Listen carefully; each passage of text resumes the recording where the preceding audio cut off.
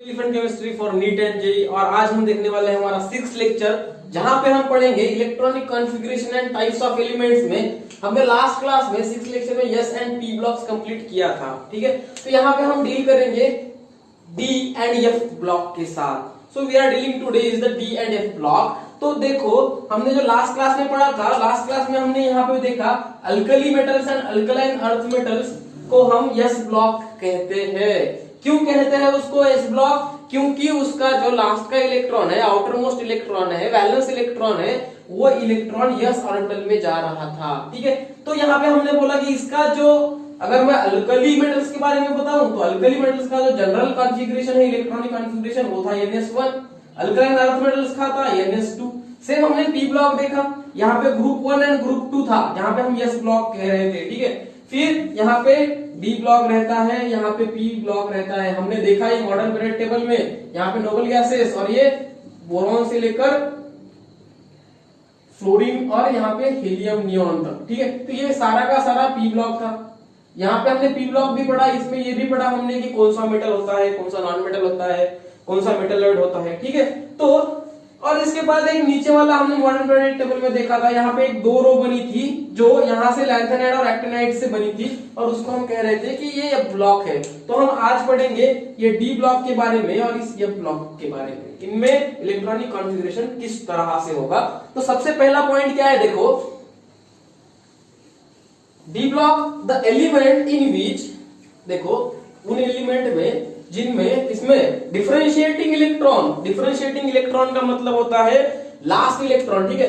Differentiating electron का मतलब होता है लास्ट इलेक्ट्रॉन। लास्ट इलेक्ट्रॉन क्या कर रहा है, एंटर कर रहा है। कहां पे एंटर कर रहा है? Penultimate shell. देखो ये भी बहुत ज्यादा इंपॉर्टेंट है, ठीक है। पेन अल्टीमेट शेल का क्या मतलब होता है, मैं एक एग्जांपल देके समझाऊंगा।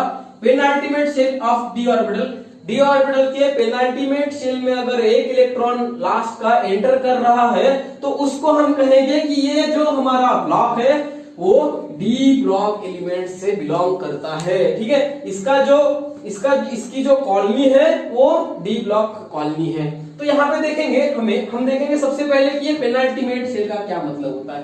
मान लो मैंने क्या किया, स्कैंडियम का एग्जाम्पल लिया या टिटेनियम लिया, ठीक है। स्कैंडियम लिया या टिटेनियम लिया, स्कैंडियम का जो एटॉमिक नंबर होता है वो होता है 21, और उसका इलेक्ट्रॉनिक कॉन्फ़िगरेशन किस तरह से लिखोगे आप, 1s2।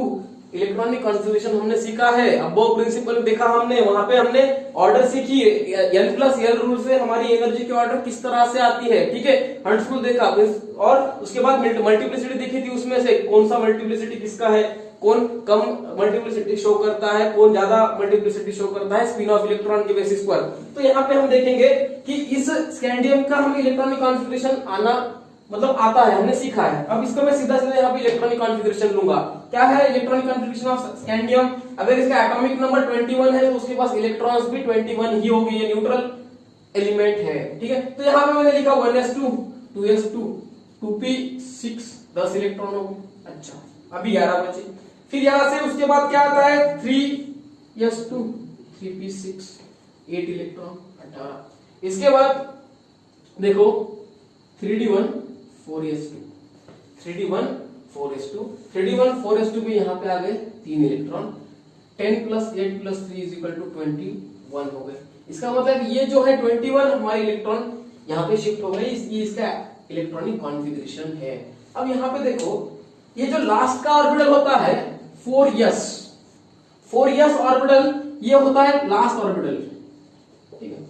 लास्ट ऑर्बिटल है, या यहाँ पे हम बोलेंगे एटॉमिक ऑर्बिटल, ये लास्ट एटॉमिक ऑर्बिटल। अच्छा, तो इसी लास्ट एटॉमिक ऑर्बिटल को हम अल्टीमेट शेल कहते हैं, अल्टीमेट शेल कहते हैं।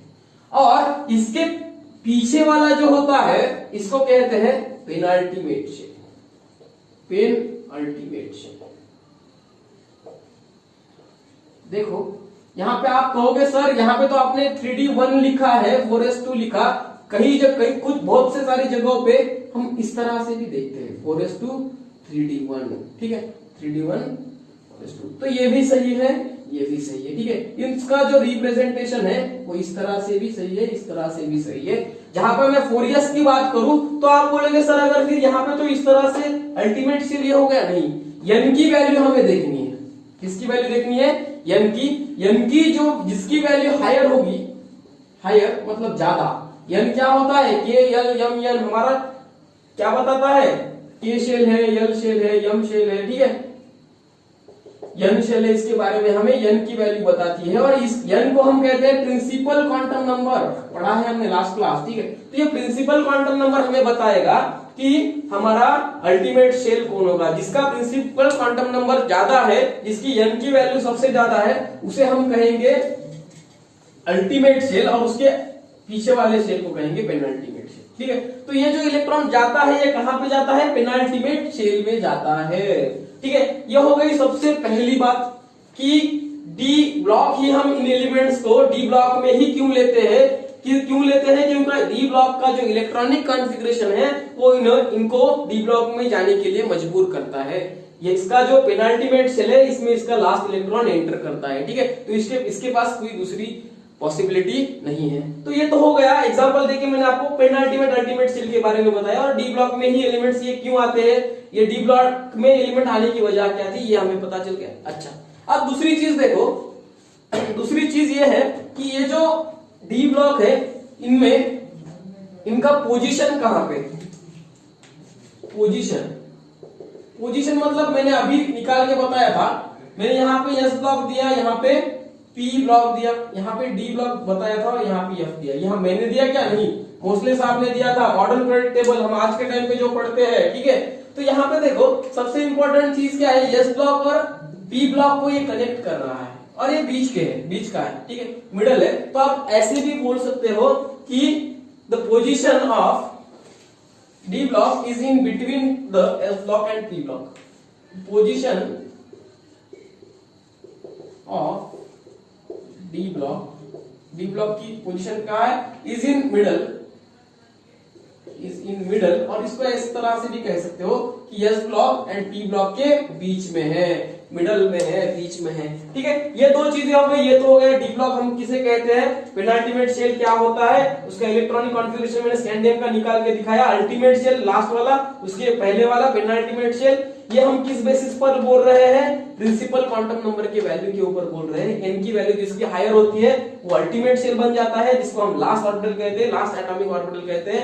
और उसके पहले वाला जो एटॉमिक ऑर्बिटल है इसे हम कहते हैं पेन अल्टीमेट शेल, उसके पहले वाला, ठीक है, लास्ट के पहला, बट ऑन लास्ट। तो यहाँ पे देखो पोजीशन के बारे में मैंने बताया कि पोजीशन कहां पे है डी ब्लॉक की। ये होगी दो चीजें। अब तीसरी चीज देखो कि इसमें ग्रुप्स कौन कौन से आते हैं, ग्रुप कौन कौन से आते हैं। अगर मैं यहां से लिखूं, मैंने स्टार्टिंग में ही बताया था, जितने मेरे पास एटॉमिक ऑर्बिटल है, मेरे पास जितने एटॉमिक ऑर्बिटल है, इसको अगर मैंने ट्वाइस कर दिया तो मेरा टोटल ग्रुप्स आएंगे, ठीक है। ये मैंने बताया था concept, but on last class में, लेक्चर में बताया था। और इसको हम इस तरह से भी बता सकते हैं कि मेरे पास जितने इलेक्ट्रॉन्स है मेरे ऑर्बिटल में, मैं जितने इलेक्ट्रॉन्स फील कर सकता हूं, डी ऑर्बिटल के बारे में हम बात कर रहे हैं, ठीक है, जितने इलेक्ट्रॉन्स में इन ऑर्बिटल को फील कर सकता हूं उतने ही ग्रुप्स हमारे पास होते हैं। अब ये मेरे पास 5 ऑर्बिटल है, इसको हम कहते हैं dx y, dx z, dy z, dx square minus y square, dz square. देखो इंपॉर्टेंट है बहुत, ठीक है। जब हम कोऑर्डिनेशन पढ़ेंगे तो ये पढ़ेंगे कि इसको dx y क्यों कहते हैं। ये इन बिटवीन लाई कर रहा है, किस एक्सिस के, x एक्सिस के एंड y एक्सिस पे। इस तरह का इलेक्ट्रॉन क्लाउड इसका लाई कर रहा है, ठीक है। तो ये हमने पढ़ना है कोऑर्डिनेशन, जो मैं नेक्स्ट टॉपिक पढ़ाऊंगा इस चैप्टर को खत्म करने के बाद। अब ये जो मेरे पास ऑर्बिटल्स है, 5 ऑर्बिटल है, एक ऑर्बिटल में 2 इलेक्ट्रॉन, इस तरह से मैं 10 इलेक्ट्रॉन्स फिलअप कर सकता हूं। तो मैंने यहाँ पे 10 इलेक्ट्रॉन्स अगर फिलअप कर दिए तो मेरे पास टोटल ग्रुप्स कितने हो गए? 10 ग्रुप्स। सीधा सीधा कंसेप्ट है। या यहाँ पे ऑर्बिटल कितने हैं, total orbital, total atomic orbital 5 into 2 = 10। मतलब इस तरह से भी हमें ग्रुप्स की इंफॉर्मेशन मिल रही है, इस तरह से भी हमें ग्रुप की इंफॉर्मेशन मिल रही है। ठीक है, अब बात है कि कौन कौन से ग्रुप है। देखो यहाँ पे मैं बात कर रहा हूं ग्रुप सेकंड को लेकर ग्रुप। ठीक है, अब मैं मॉडर्न पीरियोडिक टेबल के ग्रुप को ही कंसीडर करूंगा, इसके पहले वाले किसी भी थ्योरी को ग्रुप की फॉर्म में कंसीडर नहीं करूंगा। तो ग्रुप सेकंड से ग्रुप की कहां तक 13 तक जो हमारा ग्रुप्स आते हैं उसे हम कहते हैं कि ये सारे के सारे ग्रुप्स डी ब्लॉक में लाई कर रहे हैं। ठीक है, डी ब्लॉक में लाई कर रहे हैं। ये किसके बारे में बता रहे हैं, हम ग्रुप्स के बारे में बता रहे हैं। अच्छा, तो कितने ग्रुप्स है टोटल, इसका मतलब 2 को आपको काउंट करना है 13 तक। ठीक है, मतलब 2 और 13 के बीच में नियरली 10 ग्रुप्स हमारे पास है। कहां से कहां तक है, देखो आपको 3D ट्रांजिशन सीरीज पता है, इसको 3D क्यों कहते हैं ये भी मैं अभी बताऊंगा। ठीक है, scandium, titanium, vanadium, Sachin Tendulkar का व्हाइट, क्रोमियम, क्रिकेट, मुड़े, फ्रेंच आयरन, कोच, नाराज का झाला। ठीक, ये स्कैंडियम का हमने इलेक्ट्रॉनिक कॉन्फ़िगरेशन अभी निकाल के देखा था। यहाँ पे क्या आया था 4s2 3d1, या इसको हम इस तरह से भी लिख सकते हैं 3d1 4s2। ठीक है, और इसके पीछे कितने इलेक्ट्रॉन्स है, ये 2 और 1 3। एटॉमिक नंबर 18 किसका है, 18 एटॉमिक नंबर एर्गोन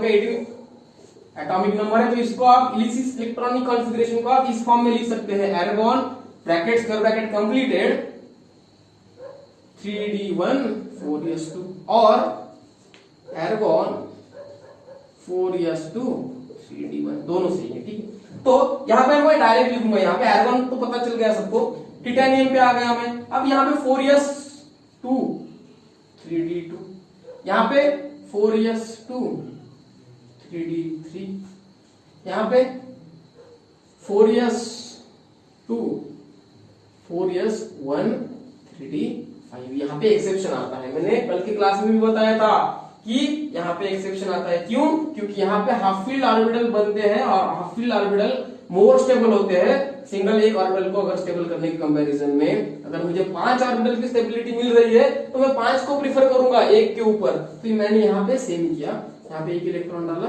और यहाँ पे कंप्लीटली हाफ फील्ड जिसको बोलते हैं, कंप्लीट हाफ फील्ड मतलब सारे के सारे आधे आधे भरे हुए। इस तरह से मैं यहाँ तक जा रहा हूँ 3d10 4s2, ये हमारा इलेक्ट्रॉनिक कॉन्फ़िगरेशन है 3D का। देखो ग्रुप नंबर 2 से यहां तक जिंक तक, आप यहां से गए तो स्कैंडियम फर्स्ट ग्रुप है आपका, टिटेनियम सेकंड है, vanadium, chromium, manganese, iron, cobalt, nickel, copper, zinc, ये सारे के सारे ग्रुप्स क्या है आपके पास, ग्रुप नंबर ये ग्रुप नंबर 3 से 12 तक है। ग्रुप नंबर 3 से 12 तक है ये ग्रुप। देखो ये ग्रुप नंबर 3 है, ये ग्रुप नंबर 4 है, ये 5 है, ये 6 है, ये 7 है, ये 8 है, ये 9 है।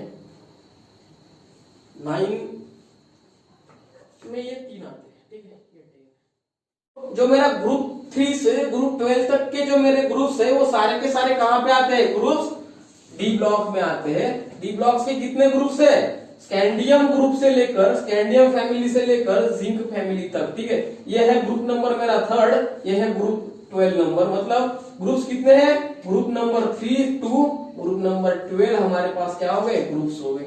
अच्छा, तो देखो ग्रुप नंबर 3 से ग्रुप नंबर 12 तक किस तरह से इलेक्ट्रॉनिक कॉन्फ़िगरेशन को हम निकाल सकते हैं ये भी मैंने बताया। और ये लास्ट वाला इलेक्ट्रॉनिक कॉन्फ़िगरेशन देखो 3d10 4s2, इसका मुझे काम है। इसके बाद वाला जो मेरा पॉइंट है, इसके बाद वाला जो मेरा पॉइंट है वो किसके अकॉर्डिंग है, देखो अगर मुझे इसका जनरल इलेक्ट्रॉनिक कॉन्फ़िगरेशन का अगर फॉर्मूला या रिप्रेजेंटेशन लिखना है तो मैं उसे किस तरह से लिखूंगा, किस तरह से लिखूंगा।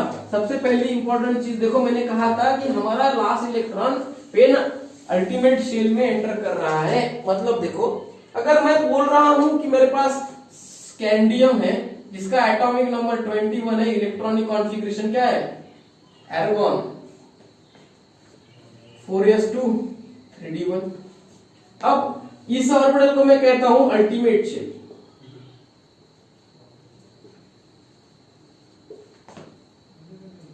और इसको कहता हूं पेनाल्टीमेट शेल।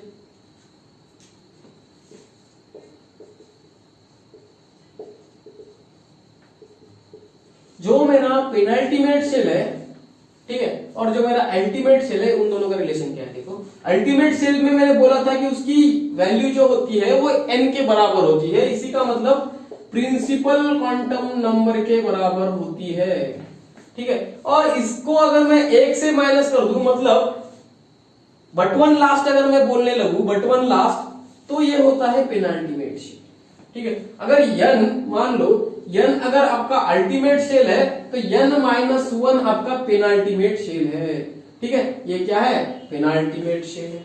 अच्छा, अब मैंने किसके बारे में बात की थी? इस 4 के बारे में, ठीक है। तो मुझे अगर इसका जनरल इलेक्ट्रॉनिक कॉन्फ़िगरेशन लिखना है, जनरल इलेक्ट्रॉनिक कॉन्फ़िगरेशन लिखना है, तो मैं इस तरह से लिखूंगा। सबसे पहले तो मैं यहाँ पे 4s लिखता हूं, ठीक है। इस 4 को मैं अब 4 नहीं लिखूंगा, ये क्या है? प्रिंसिपल क्वांटम नंबर, जहां पे मैं 4 को n लिख सकता हूं, और जनरल रिप्रेजेंटेशन में हम उसको n ही लिखते हैं, क्योंकि वो n की जो वैल्यू है ये वैरी करती है, किसके अकॉर्डिंग? पीरियड्स के अकॉर्डिंग। जैसे जैसे हम पीरियड्स में नीचे आते हैं, पीरियड चेंज होता है तो n की वैल्यू वैरी करती है। सेम क्या रहता है आउटर मोस्ट d ऑर्बिटल या आउटर मोस्ट s ऑर्बिटल में, जो हमारे बैलेंस इलेक्ट्रॉन्स होते हैं आउटर मोस्ट ऑर्बिटल के, वो इलेक्ट्रॉन्स का काउंट सेम रहता है, ठीक है। तो यहाँ पे हम उसको डिस्ट्रीब्यूट करते हैं कि इलेक्ट्रॉनिक कॉन्फ़िगरेशन सेम किस तरह से है। अगर मैं कॉलम्स के बारे में बात करूं तो उसका लास्ट ऑर्बिटल जो है, वो लास्ट ऑर्बिटल में नंबर ऑफ इलेक्ट्रॉन्स सेम है और ऑर्बिटल भी सेम है, बस वैरी क्या कर रही है? उसकी प्रिंसिपल क्वांटम नंबर की वैल्यू वैरी कर रही है, उसके k, l, m, n shell value vary कर रहे हैं। तो मैंने क्या किया? यहाँ पे n लिया। अब s के बारे में लिखूंगा मैं n-s। कहां से कहां तक मैं इलेक्ट्रॉन डाल सकता हूं उसमें? 0 to 2, n-s 0 to 2। अब देखो यहाँ पे मैं d ऑर्बिटल के बारे में भी बात करूंगा, इसको भी मैं n ही लिखूंगा, पर अगर ये 4 है, ये अगर 4 है तो इसको अगर मुझे 3 करना है तो इसमें 4 में मुझे एक माइनस करना पड़ेगा, तभी मैं उसको 4-1 3 लिख पाऊंगा, 3d1 को, ठीक है। तो मैं वही करता हूँ पेन अल्टीमेट शेल के लिए, n-1 p 1 to 10 इलेक्ट्रॉन्स, ठीक है। तो ये जो हो गया इसका इलेक्ट्रॉनिक कॉन्फ़िगरेशन है, general representation of electronic configuration. इसके हिसाब से कोई भी इलेक्ट्रॉनिक कॉन्फ़िगरेशन को रिप्रेजेंट कर सकते हैं, ठीक है। तो ये हो गया उसका जनरल इलेक्ट्रॉनिक कॉन्फ़िगरेशन, ठीक है। तो इसके बाद हम देखेंगे कि जो ये d ऑर्बिटल थे, देखो एनसीईआरटी के कुछ 1-2 पॉइंट्स है हर ब्लॉक्स के साथ दिए हैं, हमें प्रॉपर्टीज तो स्पेशली पढ़नी ही है, पर कुछ जो मतलब इतने इंपॉर्टेंट पॉइंट्स नहीं होते उनको यहाँ पे उन्होंने कवर करने की कोशिश की है। सबसे पहला पॉइंट क्या था? डी ब्लॉक एलिमेंट्स में, ठीक है। डी ब्लॉक एलिमेंट को हम डी ब्लॉक ही क्यों कहते थे? क्योंकि उसका जो इलेक्ट्रॉन लास्ट का एंटर कर रहा था वो पेन अल्टीमेट शेल में एंटर कर रहा था, पेन अल्टीमेट शेल में एंटर कर रहा था, किसके? डी ऑर्बिटल के पेन अल्टीमेट शेल में एंटर कर रहा था, ठीक है, इसलिए वो डी ऑर्बिटल हो गए। ये हो गया था हमारा पहला पॉइंट। दूसरा पॉइंट क्या बता रहा था कि मान लो मेरे पास जो ग्रुप्स है उनकी जगह कहां पे है, ठीक है, या ग्रुप्स कितने हैं। ग्रुप्स हमारे कितने थे? ग्रुप नंबर 3 से लेकर ग्रुप नंबर 12 तक हमारे 10 ग्रुप्स थे, और ये किस तरह से आए? जितने मेरे पास नंबर ऑफ इलेक्ट्रॉन ऑर्बिटल में जा सकते हैं उतने मैं ग्रुप्स बता सकता हूं, या मैं ये भी बता सकता हूं जितने मेरे पास वैकेंट ऑर्बिटल्स है, वैकेंट और एटॉमिक ऑर्बिटल है, उनको मुझे बस 2 से मल्टीप्लाई करना है या ट्वाइस करना है उसको, ठीक है। और तीसरी बात हमने देखी थी कि डी ब्लॉक की पोजीशन कहां पे है? ये मिडल में लाई करता है, ये मिडल में लाई करता है। फोर्थ पॉइंट देखो, डी ब्लॉक्स में ऑल आर मेटल्स, सारे के सारे मेटल होते हैं, और मेटल क्या होता है? Those are the good conductor of heat and electricity. इसके बाद जब एफ ब्लॉक हम खत्म करेंगे तो उसके बाद आपको एनसीईआरटी ने एक छोटा सा पॉइंट दिया है पूरे पीरियोडिक टेबल का, जैसे जिस तरह से हमने क्लासिफिकेशन इलेक्ट्रॉनिक कॉन्फ़िगरेशन के बेसिस पर किया है, उस तरह से ही हम metal, metalloids and non metals में उसको क्लासिफाई कर सकते हैं। मतलब बेसिकली तो मेटल एंड नॉन मेटल ही होता है, मेटलॉइड जैसा कुछ नहीं होता, बस कुछ एलिमेंट्स है जो लाई करते हैं, हमने पी ब्लॉक में देखा था। तो इस तरह से उन्होंने भी कुछ मतलब क्लासिफिकेशन डिवाइडेशन ऑफ एलिमेंट्स किया था। यहाँ पे देखो फोर्थ पॉइंट था कि सारे के सारे जो मेरे डी ऑर्बिटल्स है ये मेटल्स है। अब जो मेरी बहुत इंपॉर्टेंट है फोर्थ पॉइंट कि जो मेरा डी ऑर्बिटल है, वो क्या करता है? कलर्ड आयन शो करता है। एनसीईआरटी के पॉइंट से कलर्ड आयन शो करता है। देखो कलर्ड आयन शो करने की एक वजह होती है, जब आप कोऑर्डिनेशन पढ़ोगे या स्पेशल डी ब्लॉक्स पढ़ोगे तब आपको पढ़ने को मिलेगा कि इस ट्रांजिशन एलिमेंट्स में, इस डी ब्लॉक के एलिमेंट्स में डी ट्रांजिशंस होते हैं, डी ट्रांजिशंस होते हैं। और ये डी ट्रांजिशन किस तरह से होते हैं? डी ट्रांजिशन ये विजिबल होते हैं, जो हमें आंखों से दिखते हैं। मतलब विजिबल डी ट्रांजिशन की वजह से ये कलर्ड आयंस की फॉर्मेशन करता है, ठीक है। और इसी में एक पॉइंट दिया है आपको कि इसकी जो ऑक्सीडेशन स्टेट है, किसकी? डी ऑर्बिटल्स में जो एलिमेंट, डी ब्लॉक में जो एलिमेंट्स लाई करते हैं उनकी ऑक्सीडेशन स्टेट का क्या मतलब है? पॉजिटिव चार्ज खुद पे लाना। ऑक्सीडेशन स्टेट उसकी मतलब वैरी करती है या चेंज होती रहती है, ठीक है। देखो अब ये चेंज कैसे होती है? अगर मैं यहाँ पे स्कैंडियम, इसका एग्जांपल लेके देखता हूं। स्कैंडियम लिया, स्कैंडियम का एटॉमिक नंबर, इलेक्ट्रॉनिक कॉन्फ़िगरेशन सब हमने अभी निकाल के देखा था, 4s2 3d1। इसके आउटर मोस्ट शेल में कितने इलेक्ट्रॉन है? यहाँ पे तो 2 है, यहाँ पे 1 है, 3 इलेक्ट्रॉन है। इसका ऑक्सीडेशन स्टेट +3 आया, ठीक है। इसको मैं कॉम्प्लेक्स में जब अरेंज करूंगा तो मैं इस तरह से कर सकता हूं। देखो scandium H2O taken 6 times +3 oxidation state, ये न्यूट्रल लिगैंड है। कोऑर्डिनेशन में ये भी आप पढ़ने वाले हो। न्यूट्रल लिगैंड है, ये न्यूट्रल लिगैंड है। इसका ऑक्सीडेशन स्टेट स्कैंडियम का सेम आता है, ठीक है। हम इसको x कंसीडर करते हैं, +0 = +3, x = +3। इस तरह से हम ऑक्सीडेशन स्टेट कैलकुलेट करते हैं, ठीक है। अब यहीं पे मैं क्या करने वाला हूं? देखो यहाँ पे तो +3 ऑक्सीडेशन स्टेट है, वही रो में, वही मैं एक पीरियड की बात कर रहा हूँ, 3D एलिमेंट्स की बात कर रहा हूँ, एक हॉरिजॉन्टल रो के बारे में बात कर रहा हूँ, जहां पे स्कैंडियम टू जिंक तक हमारे पास 10 एलिमेंट्स लाई करते हैं। यहीं पे मैं मैंगनीज लेता हूं, Mn, ठीक है। Mn लिया मैंने, उसी तरह से इसका भी एटॉमिक नंबर 25 होता है। इसका इलेक्ट्रॉनिक कॉन्फ़िगरेशन देखो, 3d5 4s2, 18 + 2 20 + 5 25, ठीक है। तो ये जो मैंगनीज है इसका इलेक्ट्रॉनिक कॉन्फ़िगरेशन क्या है? Ar1 3d5 4s2। अब देखो इसको मैंने अगर देख डाला तो मुझे समझ में क्या आया? 1 2 3 4 5 डी में, 4 में 2 इलेक्ट्रॉन, ठीक। तो इसकी जो ऑक्सीडेशन स्टेट हम देखते हैं, इसकी जो ऑक्सीडेशन स्टेट है वो +7 तक लाई करती है, +2 से +7 तक लाई करती है। तो ये वैरी कर रही है यहाँ पे, ठीक है। अगर मैं देखूं यहाँ पे +2 किस तरह से आती है, तो इसको अगर मैंने जैसे स्कैंडियम को मैंने बनाया था ऐसे में इसको भी बना सकता हूँ। इसके आउटर मोस्ट शेल में जितने डी में 5 इलेक्ट्रॉन और एस में 2 इलेक्ट्रॉन, सारे के सारे निकल के 5 + 2 7 पॉजिटिव चार्ज उस पे ला सकता है, ठीक है। तो उसकी ऑक्सीडेशन स्टेट भी वैरी कर रही थी। और थर्ड पॉइंट, एक ही पॉइंट में जो तीसरा था वो था पैरामैग्नेटिज्म शो करता है। ये क्या करता है? पैरामैग्नेटिज्म। मैं इसी मैंगनीज को लेता हूं, इसी मैंगनीज को लिया। और पैरामैग्नेटिज्म क्या होता है? देखो paramagnetism is directly proportional to unpaired electron. हमारे पास जितने अनपेयर्ड इलेक्ट्रॉन है उनके ऊपर पैरामैग्नेटिज्म होता है। पैरामैग्नेटिज्म क्या होता है? मेरे पास अगर अनपेयर्ड इलेक्ट्रॉन ज्यादा है तो पैरामैग्नेटिज्म ज्यादा होगा, मेरे पास अनपेयर्ड इलेक्ट्रॉन कम है तो मेरे पास पैरामैग्नेटिज्म कम होगा। बहुत इजी चीज है, ठीक है।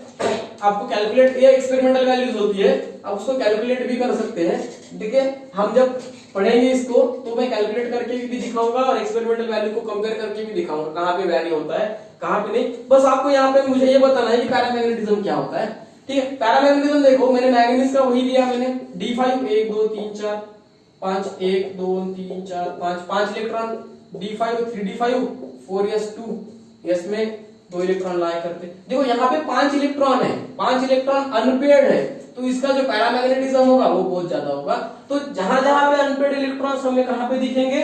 जिस एलिमेंट में हमें डी ब्लॉक के एलिमेंट्स में अनपेयर्ड इलेक्ट्रॉन्स मिलेंगे वहां पे पैरामैग्नेटिज्म शो होगा। और मोस्टली सिर्फ जिंक और जिंक के नीचे के जो एलिमेंट्स है, जो D10 S2 का इलेक्ट्रॉनिक कॉन्फ़िगरेशन शो करते हैं, वो सिर्फ एलिमेंट्स पैरामैग्नेटिज्म शो नहीं करते, बाकी सारे एलिमेंट्स पैरामैग्नेटिज्म शो करते हैं, ठीक है। न्यूट्रल स्टेट में अगर मैं बात करूं, अब यहाँ पे कितना आएगा पैरामैग्नेटिज्म? देखो ये वैल्यू कैलकुलेटेड भी है और एक्सपेरिमेंटल भी है, 5.9 बोर मैग्नेटॉन। इसको अगर बोर मैग्नेट्रॉन में हम कैलकुलेट करते हैं, ठीक है, एक्सपेरिमेंटल वैल्यूज है, इसके बारे में ज्यादा मत सोचो, जब आप कोऑर्डिनेशन पढ़ोगे तो आपको कैलकुलेट करनी ही पड़ती है, इससे एक प्रॉब्लम आता है कोऑर्डिनेशन में। तो ये हो गया पैरामैग्नेटिज्म। और लास्ट का जो पॉइंट है ये है कैटलिस्ट। ये कैटलिस्ट की तरह भी एक्ट करता है। कैटलिस्ट का मतलब क्या होता है? Catalyst is nothing but which increase और decrease the rate of reaction, ठीक है। एक अगर रिएक्शन मैंने लगाई, उस रिएक्शन का रेट इंक्रीज और डिक्रीज कर रहा है तो उसके लिए कैटलिस्ट रिस्पॉन्सिबल है। कैटलिस्ट क्या करता है? हमारे जितना हमारे पास टाइम, अगर 1 घंटे का टाइम लग रहा है तो उसमें अगर मैंने कैटलिस्ट यूज किया तो वो हमारे 1 घंटे के टाइम को थोड़ा सा रिड्यूस करता है, ठीक है। ये हो गया मेरा कौन सा पॉइंट? 5th पॉइंट, जहां पे हमने coloured ions, various oxidation state and paramagnetism and catalyst देखा था, ठीक है। तो जो मेरा 6th पॉइंट है, 6 पॉइंट देखो क्या बता रहा है। अगर मैं बात करूं जिंक या जिंक के नीचे वाले जो एलिमेंट्स आते हैं, जिंक के नीचे वाले जो एलिमेंट्स है, जिंक के नीचे कौन कौन है? Cadmium and mercury, Hg। इस जिंक के नीचे वाले सारे के सारे जो एलिमेंट्स है, ये जनरल इलेक्ट्रॉनिक कॉन्फ़िगरेशन देखता हूं मैं, ठीक है। अगर मुझे इलेक्ट्रॉनिक देखना है तो तीनों को देखना पड़ेगा, मैं जनरल देखता हूं। जनरल इलेक्ट्रॉनिक कॉन्फ़िगरेशन अगर मैं निकालूंगा इनका तो ये आएंगे NS2 N-1 D10, इस तरह से इनका इलेक्ट्रॉनिक कॉन्फ़िगरेशन शो होगा, ठीक है। तो ये जो 3 एलिमेंट है ये डी ब्लॉक के बाकी के ट्रांजिशन एलिमेंट्स की तरह रिएक्ट नहीं करेंगे, ठीक है। ये न्यूट्रल स्टेट में है अभी, इनके ऑर्बिटल्स पूरे के पूरे भरे हुए हैं। मैं इसको अगर दिखाऊंगा तो किस तरह से दिखाता हूं? ये 5 ऑर्बिटल में मैंने क्या किया? 10 के 10 इलेक्ट्रॉन फिल किए, ठीक है, और यहाँ पे 2 के 2 इलेक्ट्रॉन फिल किए। तो यहाँ पे जो इनका बिहेवियर होगा वो एग्जैक्टली मतलब ये एक्सेप्शन के तौर पे पढ़े जाते हैं। कहां पे? डी ब्लॉक के एलिमेंट्स में। ये था मेरा 6th पॉइंट। और 7th पॉइंट देखो कि इन एलिमेंट्स को, डी ब्लॉक के एलिमेंट्स को हम क्या कहते हैं? डी ब्लॉक्स के एलिमेंट्स को हम कहते हैं ट्रांजिशन मेटल्स। ट्रांजिशन मेटल्स, सारे के सारे एक तो मेटल है, ट्रांजिशन मेटल।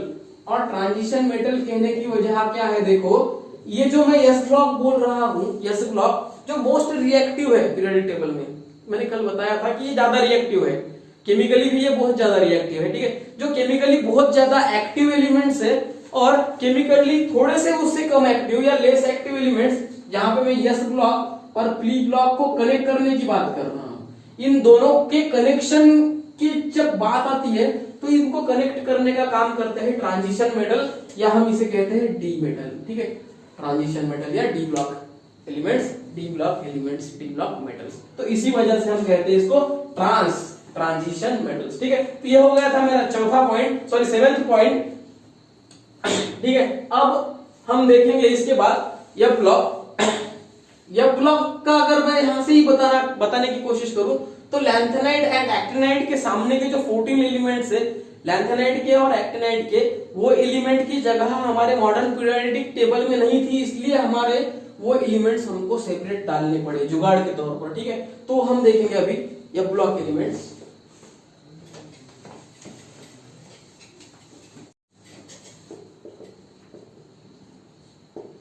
ये ब्लॉक के बारे में पढ़ेंगे हमने डी देखा, ठीक है। एस पी डी एफ हमारा खत्म हुआ, लास्ट ब्लॉक हमारा चल रहा है जहां पे हम ये ब्लॉक में हैं, ठीक है। सबसे पहली बात थी वहां पे भी जो हमारा इलेक्ट्रॉन एंटर कर रहा था वो टी ऑर्बिटल में N-1 के फॉर्म में कर रहा था, इसी का मतलब पेन अल्टीमेट फॉर्म में कर रहा था, ठीक है। जहां पे F आएगा वहां पे हमारा जो इलेक्ट्रॉन एंटर करेगा वो करेगा एंटी पेनाल्टीमेट, ठीक है। वहां पे पेन अल्टीमेट था, यहाँ पे एंटी पेनाल्टीमेट है, ठीक है, डिफरेंस है। यहाँ पे आंटी ज्यादा होगी, आंटी लग गई यहाँ पे आगे। अब देखो पेन अल्टीमेट शेल, वहां पे जो हम अल्टीमेट शेल किसको कह रहे थे? हम लास्ट वाले ऑर्बिटल को। पेनाल्टीमेट किसे कह रहे थे? N-1 को। अब यहाँ पे एंटी पेनाल्टीमेट कहेंगे N-2 को, ठीक, ये इंपॉर्टेंट चीज है। अब इसको अब मैं थ्योरेटिकल फॉर्म में लिखूं तो किस तरह से लिख सकता हूं? In F block elements in which the last electron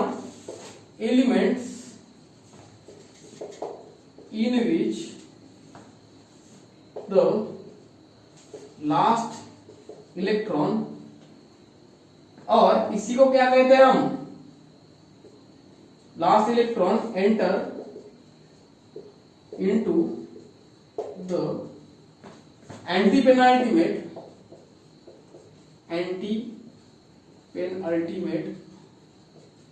penultimate shell of the F block or is called F block या F orbital, sorry, F atomic orbital is called F block elements। तो देखो ये last shell के बारे में अगर मैं बोलूं तो ये है जो हमारा डिसाइड करता है, ठीक है। तो ये क्या होता है, डिसाइडिंग इलेक्ट्रॉन होता है हमारा, डिसाइडिंग इलेक्ट्रॉन होता है हमारा, ठीक है।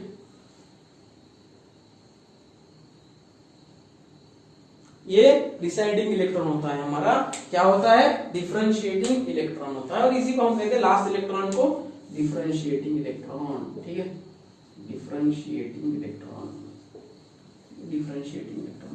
ये तो सबसे पहली बात हुई, हमने जब डी में देखा था तो तब भी इसी तरह का देखा था कि एफ ब्लॉक एलिमेंट्स हम किसे कहते हैं, वो एलिमेंट्स किन्हें, वो एलिमेंट जिनका last electron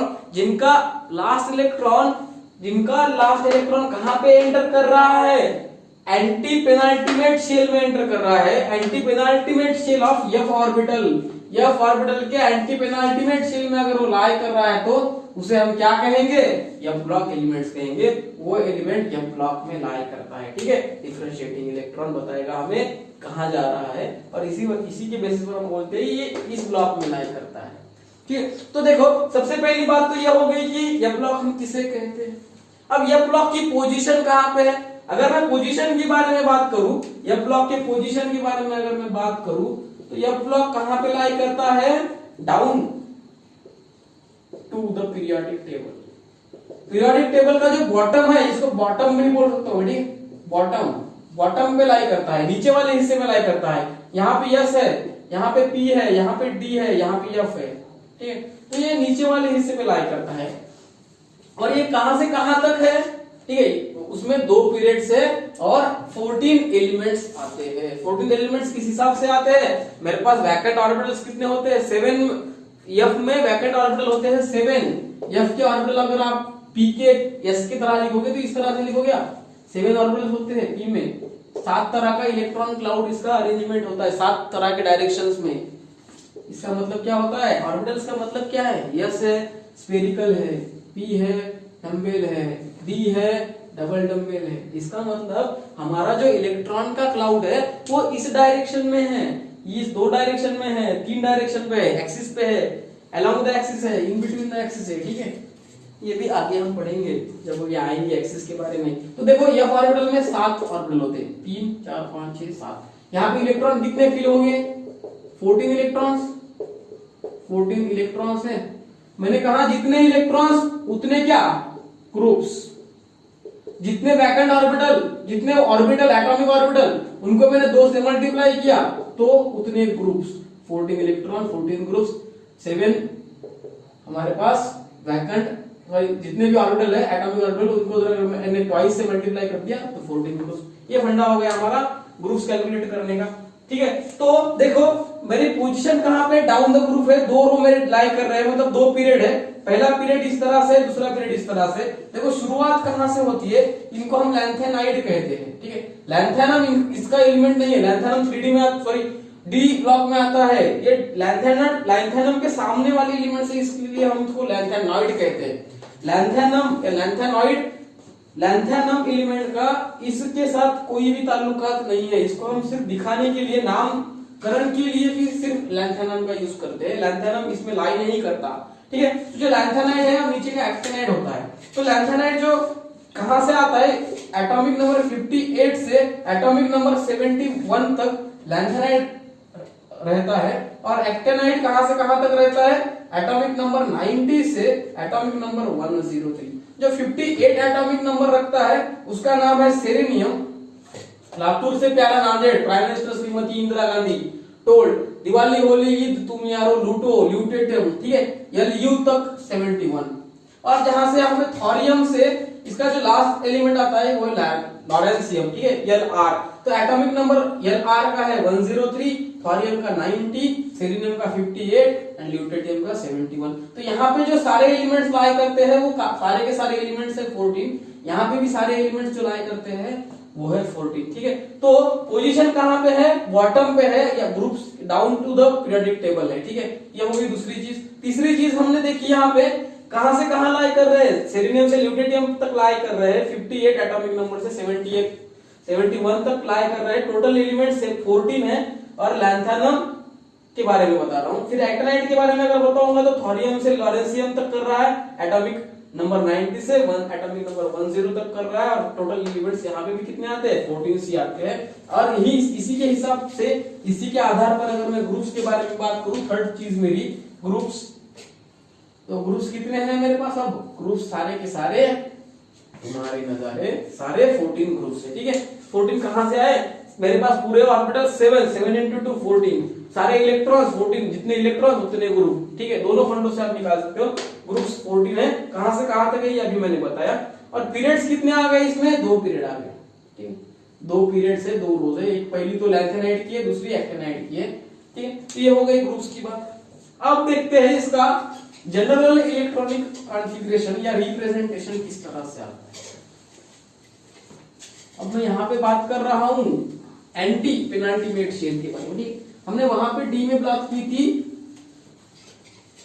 penultimate shell. और अल्टीमेट का मतलब होता है लास्ट। अल्टीमेट का मतलब क्या था,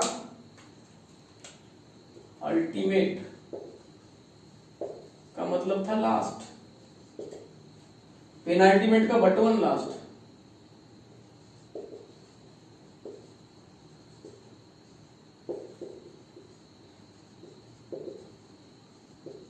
हमें एंटी पेन अल्टीमेट देखना है। हम इसको एग्जांपल के तौर पर पहले देखेंगे। देखो मैंने क्या किया, एटॉमिक नंबर 59 लिया, लातूर से परमेश इंडिया PR लिया, ठीक है, PR लिया, PR। और इसका एटॉमिक नंबर है 59।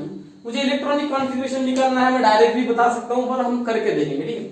1s2 2s2 2p6 3s2 3p6, ठीक, 3p6 के बारे में आएगा 4s2 3d10 4p6 4p6 के बाद आएंगे 5s2 के बाद 4d10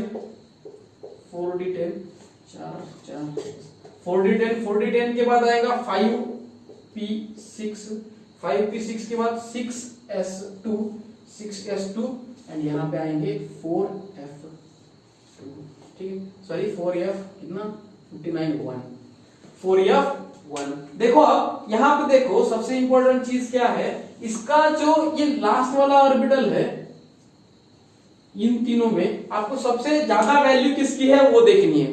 मोर वैल्यू जिसको हम n कंसीडर करते हैं, ठीक है, जिसको हम प्रिंसिपल क्वांटम नंबर कहते हैं, उसकी वैल्यू सबसे पहले देखनी है। सबसे ज्यादा वैल्यू किसकी है, 5 है, 6 है या 4 है, 6 है ऑब्वियसली। जो ये 6s है इसकी वैल्यू, n की वैल्यू यहाँ पे 6 सबसे ज्यादा है, ठीक है। इसका मतलब ये जो हमारा शेल है, देखो इंपॉर्टेंट है, ये जो हमारा शेल है या मेरा सबशेल है, सॉरी जो मेरा सबशेल है उसको मैं क्या कहता हूं, अल्टीमेट।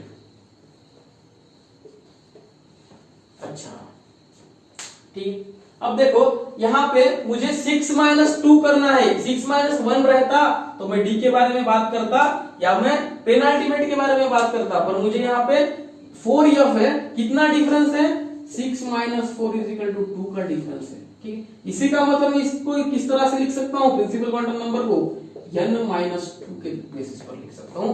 और जहां जहां कहां कहां जहां जहां कहां कहां जहां जहां कहां कहां जहां जहां n-2 आता है उसको हम एंटी पेनाल्टीमेट शेल कहते हैं। क्या कहते हैं, एंटी पेनाल्टीमेट शेल कहते हैं। तो हमने जो डेफिनेशन में बताया था कि एंटी पेनाल्टीमेट शेल में हमारा जो मतलब लास्ट इलेक्ट्रॉन है वो एंटर करेगा और उस लास्ट इलेक्ट्रॉन को हम क्या कहता है, क्या कहते हैं, डिफरेंशिएटिंग इलेक्ट्रॉन, ठीक है, जो यहाँ पे डिफरेंस क्रिएट कर रहा है उसको हम कहते हैं कि लास्ट इलेक्ट्रॉन कहाँ पे एंटर करेगा, एंटी पेनाल्टीमेट शेल में एंटर करेगा। ठीक है, तो देखो अगर मुझे इसका जनरल इलेक्ट्रॉनिक कॉन्फ़िगरेशन बनाना है, जनरल इलेक्ट्रॉनिक कॉन्फ़िगरेशन क्या करूंगा मैं, एक तो सबसे पहली बात मैं यहाँ पे F देखूंगा, F कुछ एलिमेंट्स में D भी आएगा यहाँ पे आगे, मतलब अगर आप थोरियम में गए तो यहाँ पे 2 D आते हैं, D2 आता है थोरियम में, इलेक्ट्रॉनिक कॉन्फ़िगरेशन निकालने के बाद आप अगर देखोगे वहां पे D2 आएगा सामने, तो यहाँ पे मुझे जनरल इलेक्ट्रॉनिक कॉन्फ़िगरेशन लेने के लिए, लिखने के लिए मुझे सबको कंसीडर करना पड़ेगा। सबसे पहली बात देखो, ये जो मेरा है n-2, जहां पे हम कहते हैं कि एंटी पेनाल्टीमेट शेल, इसको मैं लिखता हूं n-2 एंटी पेनाल्टीमेट शेल। किसके बारे में बात कर रहा हूं मैं, F के बारे में, एंटी पेनाल्टीमेट शेल के बारे में, F के बारे में, एंटी पेनाल्टीमेट शेल के बारे में, इसी का मतलब मैं यहाँ पे F लिखूंगा। अब मुझे एक चीज बताओ, इसमें जगह कितने इलेक्ट्रॉन्स की है, F के ऑर्बिटल 7 है, 7 में 14 इलेक्ट्रॉन होते हैं, तो पूरे के पूरे 14 इलेक्ट्रॉन की जगह है, 1 से 14 में भर सकता हूं, 1 to 14। अच्छा ठीक है, अब यहाँ पे n-1 अगर मैं बात करूं, यहाँ पे अगर मैं n-1 आगे का ऑर्बिटल आएगा तो 5d आएगा। देखो यहाँ पे 4d आया था, मुझे अगर ये मेरा 14 की 14 14 के 14 एलिमेंट्स मैंने अगर यहाँ पे फिल कर दिए, तो यहाँ पे क्या होगा, यहाँ पे d में इलेक्ट्रॉन्स चले जाएंगे, d में इलेक्ट्रॉन जब चले जाएंगे तो ये d 5d आएगा वहां पे, तो यहाँ पे n-1 अगर मैं करूंगा, मतलब 6 - 1 = 5d आएगा। n-1 का मतलब क्या है, पेनाल्टीमेट शेल, इसका मतलब पेनाल्टीमेट शेल। ठीक है, तो यहाँ पे n-1d। अब देखो आप पूरे F ब्लॉक में सिर्फ एक ही इलेक्ट्रॉन देखते हो, डी के एक के ऊपर इलेक्ट्रॉन नहीं देखते, 0 होता है या 1 होता है। पर थोरियम ऐसा है, एक्सेप्शन है थोड़ा, ठीक है, इंपॉर्टेंट है। थोरियम जो है, सिर्फ थोरियम ही D2 शो करता है। ठीक, यहाँ पे सेम इलेक्ट्रॉनिक कॉन्फ़िगरेशन आगे चला जाएगा, यहाँ पे 4 या 14 हो जाएगा, यहाँ पे बाकी D2 आएगा। तो ये जो D2 शो करता है, इसलिए आपकी एनसीईआरटी में देखो, एनसीईआरटी में यहाँ पे दिया है D 0 से 1 तक, मतलब 0 से 1 तक एनसीईआरटी कहती है, पर आपको इसको इस तरह से लिखना होगा 0 to 2, क्योंकि आपको थोरियम में 2 D दिखेंगे। ठीक है, सिर्फ थोरियम के लिए आप ऐसा लिखोगे, दोनों भी सही है पर ये ज्यादा सही है। ठीक, अब हो गया ये n-1 के बारे में, और लास्ट में क्या रहेगा मेरा, जो अल्टीमेट शेल है जिसको हम n-2 कहते हैं। ठीक है, तो जनरल इलेक्ट्रॉनिक कॉन्फ़िगरेशन क्या है, फिर पूरा जनरल इलेक्ट्रॉनिक कॉन्फ़िगरेशन क्या आएगा, देखो ये हो गया n-2 bracket 1 to 14 F 1 to 14 n-1 D 0 to 2, इसको 0 to 1 एनसीईआरटी ने दिया है, n-2, ये हो गया आपका जनरल इलेक्ट्रॉनिक कॉन्फ़िगरेशन। ठीक है, तो ये थर्ड पॉइंट हो गया मेरा, जनरल इलेक्ट्रॉनिक कॉन्फ़िगरेशन कहां से कहां आएगा, लास्ट। ठीक है, लैंथेनाइड एंड एक्टिनाइड के बारे में, और छोटे कुछ पॉइंट्स दिए हैं जो इन्होंने गवर्न करने की कोशिश की है F ब्लॉक में। सबसे पहला पॉइंट क्या है, देखो, lanthanides and actinides are all metals. Lanthanide and actinide सारे के सारे क्या है, मेटल्स, सारे मेटल्स हैं। अच्छा ठीक है, और इन F ब्लॉक को वहां पे हम क्या कहते थे, ट्रांजिशन एलिमेंट्स D ब्लॉक के लिए। और अगर ये F ब्लॉक D ब्लॉक के अंदर लाई कर रहा है, इनर, ठीक है, अंदर लाई कर रहा है, तो इसको कहेंगे inner transition element.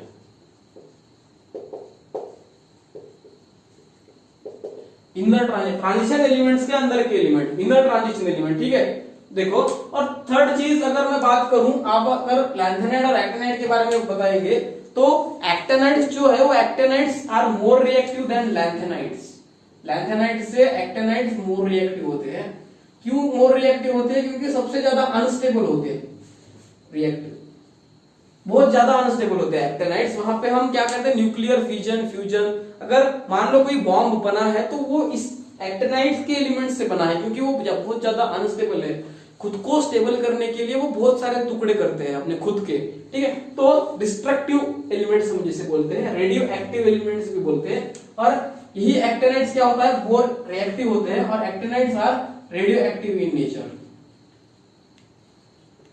Radio active in nature. इसका नेचर कैसा होता है, रेडियो एक्टिव होता है, ठीक है, रेडियो एक्टिव नेचर के भी होते हैं। और अगर मैं बात करूं यूरेनियम, यूरेनियम के आगे वाले जो एलिमेंट्स है उनको ट्रांस यूरेनियम कहते हैं, ट्रांस यूरेनियम कहते हैं, ठीक, ट्रांस यूरेनियम कहते हैं। तो ये सारा हो गया एफओ ब्लॉक के बारे में। अब हम देखेंगे metals, non metals and metalloid. जिस तरह से हमने इलेक्ट्रॉनिक कॉन्फ़िगरेशन किया था एसपीडीएफ ब्लॉक्स के बेसिस पर, किसका, एलिमेंट्स का, देखो एलिमेंट्स को जिस तरह से हमने यहां पे बांटा उसी तरह से हम एलिमेंट्स को मेटल, नॉन मेटल्स, स्पेशली यहां बांटेंगे और इसमें एक टर्म और भी आती है मेटलॉइड्स, ठीक है। तो यहां पे हम इसको बांट के इसका भी क्लासिफिकेशन देखेंगे जिस तरह से हमने इलेक्ट्रॉनिक कॉन्फ़िगरेशन का देखा है, ठीक है।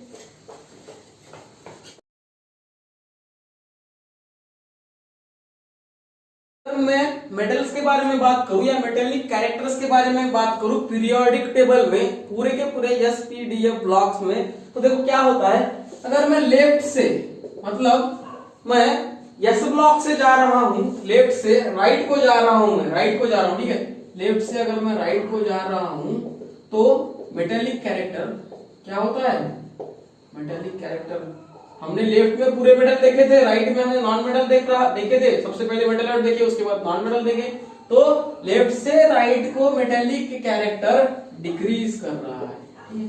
और अगर मैं यहाँ पे टॉप से बॉटम जाऊं, ठीक है, टॉप से बॉटम जाऊं तो मेरा मेटेलिक कैरेक्टर इंक्रीज करता है, साइज इंक्रीज करती है, मेटेलिक कैरेक्टर भी इंक्रीज करता है, ठीक है। तो ये दो चीजें ही हमें यहाँ पे पढ़ने हैं, मेटल्स क्या है, नॉन मेटल्स क्या है, इनको हम डिवाइड करेंगे। देखो जिस तरह से हमने एलिमेंट्स को इलेक्ट्रॉनिक कॉन्फ़िगरेशन के बेसिस पर डिवाइड किया था उसी तरह से हमें यहाँ पे एलिमेंट्स को मेटल्स एंड नॉन मेटल्स के बेसिस पर डिवाइड करना है, और इसको गवर्न करने के लिए ही हमें क्या करना है, मेटल्स, नॉन मेटल्स और मेटलॉइड पढ़ना है पीरियोडिक टेबल का। बहुत छोटा सा पॉइंट है, कुछ ज्यादा नहीं है इसमें। अगर मैं मेटल्स की बात करूं सबसे इंपॉर्टेंट, और यहाँ पे अगर मैं नॉन मेटल्स की बात करूं, देखो मेटल्स क्या होते हैं, मेटल्स क्या होते हैं, ये कहां पे लाई कर रहे हैं, appear at the left side of the periodic table, appear at the left side of the periodic table, periodic table के लेफ्ट में लाई करते हैं। इसके एग्जैक्ट अपोजिट क्या करेगा, नॉन मेटल लाई करेगा, appear at the right side to the periodic table, ठीक है। फास्ट ले रहा हूं थोड़ा, इसका ये फर्स्ट पॉइंट, इसका ये first point.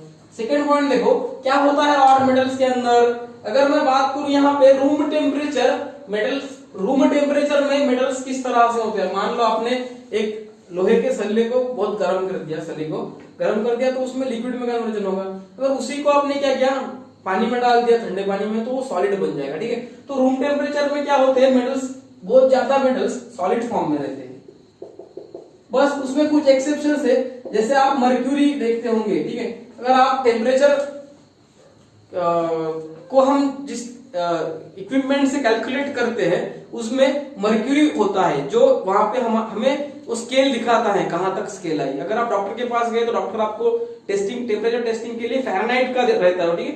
Fahrenheit and degree Celsius difference है, फ़ारेनहाइट में डिग्री, या फ़ारेनहाइट का एक आपको एक इंस्ट्रूमेंट देता है छोटा सा, और यहाँ पे रखने के लिए या मुंह में रखने के लिए देता है, तो वो आपको टेम्परेचर शो करता है। और उसके पीछे कौन है, मर्क्यूरी है, ठीक है। वो semi liquid, semi solid form में होता है, थोड़ा सा लिक्विड, थोड़ा सा सॉलिड मिक्स फॉर्म में होता है।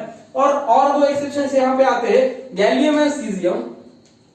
गैलियम एंड सीजियम ये क्यों एक्सेप्शन है, इनका मेल्टिंग एंड बॉइलिंग पॉइंट की वजह से एक्सेप्शन हम देखेंगे।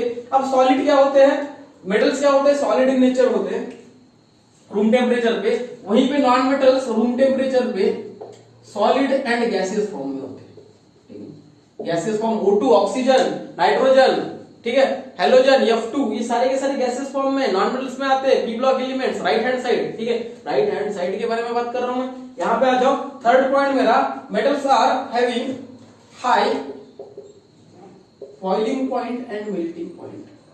इसका melting point and boiling point किस तरह से होता है, हाई होता है। इसके exact opposite low melting point and boiling point, ठीक।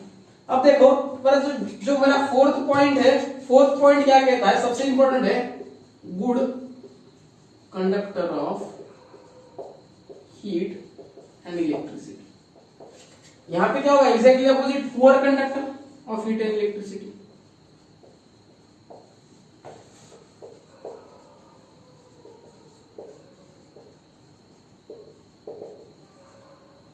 अच्छा देखो मेरा फिफ्थ पॉइंट क्या है, फिफ्थ पॉइंट है मेरा, ये मैलिएबल है और डक्टाइल है। अब मैलिएबल का मतलब क्या होता है और डक्टाइल का मतलब क्या होता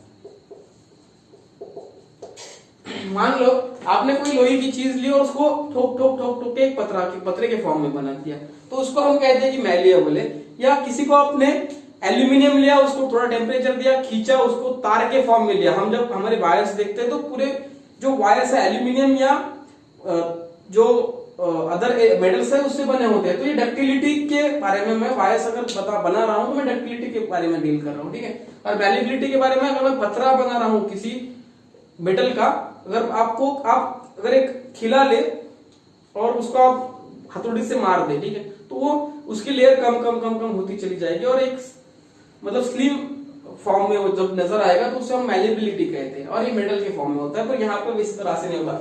ये जो नॉन मेटल्स है ये हमेशा ब्रिटल होते हैं, ठीक है। तो हमारा जो फिफ्थ पॉइंट था कि it is not malleable and ductile, ऐसे भी लिख सकते हैं, it is not malleable and ductile. कौन, नॉन मेटल, ठीक है। ये हो गए मेन 5 पॉइंट जहां पे हम पढ़ते हैं, ठीक है। नॉन मेटल्स क्या है, मेटल्स क्या है, मेटल्स क्या है, appear at the left side, मतलब लेफ्ट साइड के जितने भी एलिमेंट्स है उसमें मेटलिक कैरेक्टर ज्यादा होगा राइट साइड के। इसी का मतलब क्या है, जो हमारा एस ब्लॉक है वो alkali metals and alkaline earth metal से बना है। पर हमारा जो पी ब्लॉक है उसमें फर्स्ट रो, जो अपना फर्स्ट कॉलम है, वो बाई आली गावत इंजेक्शन होता है ना, बाई आली गावत, ये एल्यूमिनियम के नीचे के ही एलिमेंट्स सिर्फ मेटल के फॉर्म में आते हैं, फिर मेटालाइट लगता है, उसके बाद नॉन मेटल्स लगते हैं। हमने पी ब्लॉक में पढ़ा था नॉन मेटल्स कौन कौन से हैं, मेटालाइट्स कौन कौन से हैं, वहां पे भी पढ़ा है हमने, ठीक है। पी ब्लॉक में मैंने बना के दिया था बोर्ड पे। तो यहाँ पे क्या है, जो लेफ्ट साइड में रहते हैं उनको मेटल कहते हैं, जो राइट साइड में है उनको नॉन मेटल कहते हैं। नॉन मेटल्स और मेटल्स के बीच में ये पहला डिफरेंस हो गया। देखो दूसरी चीज क्या है कि ये जो मेटल्स है ये सॉलिड फॉर्म में होते हैं रूम टेम्परेचर पे, और नॉन मेटल्स रूम टेम्परेचर पे सॉलिड एंड गैसियस फॉर्म में होते हैं। थर्ड पॉइंट है हमारा, इनका जो मेल्टिंग एंड बॉइलिंग पॉइंट होता है मेटल्स का वो हाई होता है, और नॉन मेटल्स का melting and boiling point compare to metals low होता है, ठीक है। और जो फोर्थ पॉइंट है कि metals are the good conductor of heat and electricity, non metals are the poor conductor of heat and electricity, ठीक है। And the last point is it is malleable and ductile, मतलब इनके पतरे के form में भी ये होता है और उसकी तार हम बना सकते हैं, इसका हम नहीं बना सकते, it is not malleable and ductile, ठीक है। ये हो गया इनका मेजर डिफरेंस। अब देखो इसके अलावा हम ये बता सकते हैं कि हमारे पास एक मेटालाइट की भी टर्म है। मेटालाइट के टर्म में मैंने जब पी ब्लॉक पढ़ाया था तो पी ब्लॉक में उनके एग्जांपल्स दिए थे, यहाँ पे भी मैं सिर्फ एग्जांपल ही बताऊंगा।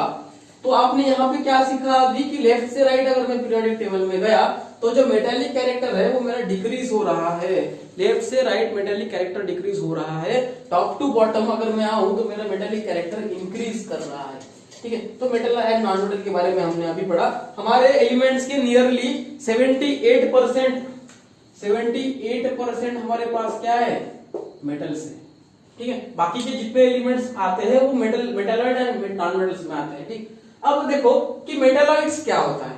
मेटालॉइड्स का मतलब होता है कि जो कुछ प्रॉपर्टीज मेटल की शो करता है, कुछ प्रॉपर्टीज नॉन मेटल की शो करता है, ठीक है। और जो दोनों की भी प्रॉपर्टीज शो करता है उसको हम कहते हैं मेटालॉइड्स, ठीक है। तो उसके कुछ एग्जांपल हमने देखे पी ब्लॉक में, ये हमने पढ़ा, मैं यहाँ पे नहीं पढ़ाऊंगा, सिर्फ एग्जांपल लिख के दूंगा। हमने यहाँ पे देखा था सेलेनियम, जर्मेनियम, ठीक है। इसके बाद एस्टेटिनियम, उसके बाद टीन, एसबी, उसके बाद देखा हमने टेल्यूरियम, उसके बाद देखा था पोलोनियम एंड लास्ट वाला ठीक है। तो ये सारे के सारे क्या है, मेटालॉइड्स है, और metals, non metals and metalloids इस तरह से हमारा खत्म हुआ। इसको हमने जिगजैग फॉर्म में दिखाया था। ये क्या कर रहा था, ये बीच में एक ब्रिज बना रहा था, किसके किसके बीच में, पी ब्लॉक के मेटल्स एंड नॉन मेटल्स के बीच में, ठीक है। ये जिगजैग लाइन इस तरह से ऐसे दिखा रहा था, हमने ये देखी है पी ब्लॉक जब हमने पढ़ा है उसमें मैंने ये बताया था। तो ये हो गया हमारा metals, non metals and metalloids. आज के क्लास में हमने पढ़ा था कि एलिमेंट्स को हमने किस तरह से क्लासिफाई किया ब्लॉक्स में। उस ब्लॉक्स में हमने आज D block and f block को देखा, और उसी तरह से हमने मेटल्स को या एलिमेंट्स को metal, non metal and metalloid के फॉर्म में अरेंज करने की कोशिश की, और उनकी भी स्टडीज हमने देखी है। आगे से हम उनकी प्रॉपर्टीज देखेंगे, तब तक स्टे ट्यून्ड, थैंक्स।